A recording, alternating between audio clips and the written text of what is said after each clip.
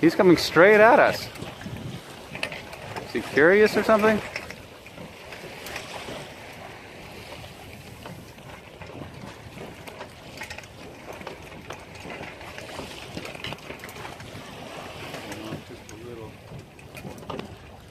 Whoa, is that him? Right here.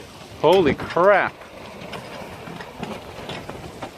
All right, that's the closest I've been to a whale.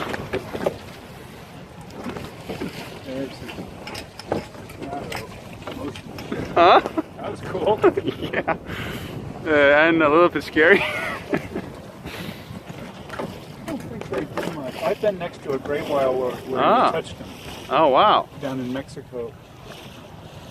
You used to go down to a clinic and fly down, and you go out on these little boats. It's 20 footers with an outboard.